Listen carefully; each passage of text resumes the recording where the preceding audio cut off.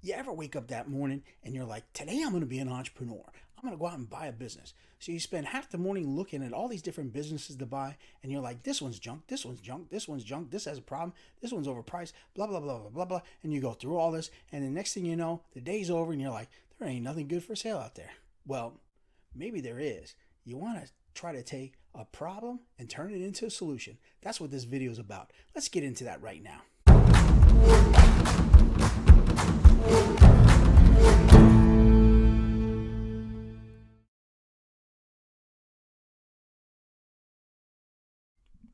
Dave Britton here with Lobo Business Sales LLC. I want to take a couple minutes out and hopefully try to give you some enlightenment of some of the things that you want to look at when you're looking to buy a business. There are a whole host of websites out there that you can visit and kind of scour the environment. Now, one of the things you want to take into account is approximately 70 to 80% of all businesses don't sell. Now, why is this? It's really because a lot of the businesses that are out there don't have qualified financials, may not be at the right multiple, or may be overpriced or lacking in some other instances.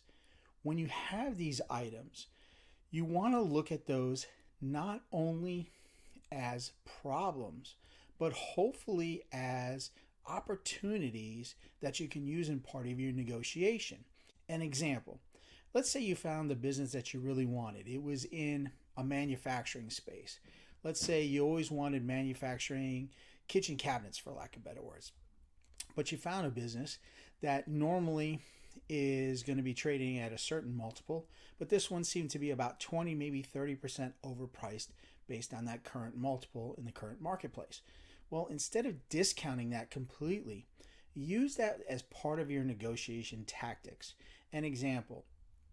A lot of business owners are going to want 100% cash out at closing. Now, this may be in a form of some cash, and it might be a form of some SBA financing, or maybe even some seller held financing.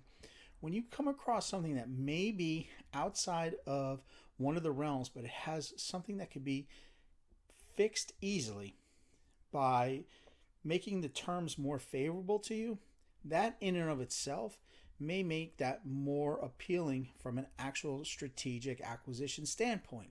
An example, if we use that example of being about 30% overvalued, what you might be able to do is look to purchase the business and then either do a management structure or an earnout type of provision in that contract.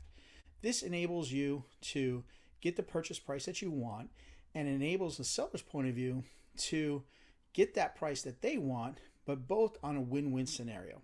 Now, this can be a complex transaction, but it is one of the items that can be highlighted when you look to do a win-win transaction. Another example, let's say a business may not have the most accurate financials. Now, a lot of smaller businesses, you may see this not so much as a person doesn't want to do it or is unwilling to do it, but you might have a solo practitioner that is wearing a lot of hats in that business. When times different entrepreneurs are going to wear a lot of different hats, and sometimes they might not purposely be missing on a lot of the financial aspects, but they might be doing too many things. So where the business might be actually doing the numbers, but not reflecting it in the most pristine way, maybe through a QuickBooks or a zero accounting software or something of that nature, when somebody's doing all these things, you as a buyer can go in and say, you know what? I have good confidence that these numbers are actually there because I'm looking at different types of gross receipts for their invoices. And if they're buying this product, they're probably selling it. It is showing on top line sales, but I can't see everything else that's going on. You can do what's known as a holdback.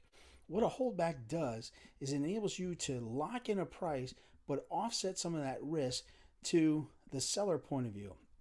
This enables you to do it in different tranches and different levels. Normally, you're going to see a 3 and a 6 month. It could be a dual part. That can be all outlined by your attorneys in your asset purchase agreement. But this is a way that you can get in and leverage some of that purchase price through a holdback or maybe even some type of management agreement.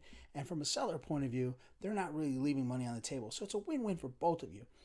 that's something that can turn something that could have been a problem or a complete push to the side to a win by being a little open-minded. So hopefully these are a couple ideas that you can take and use in your negotiations and look at some of those business opportunities and businesses for sale that you might have initially passed on and say, you know what, here's a possible solution that maybe we can make this deal work, and use that negotiation to your value. This is Dave Britton. If you have any questions, feel free to leave a comments in the comments below. And as always, if you need me for anything, give me a call, 813-395-9552.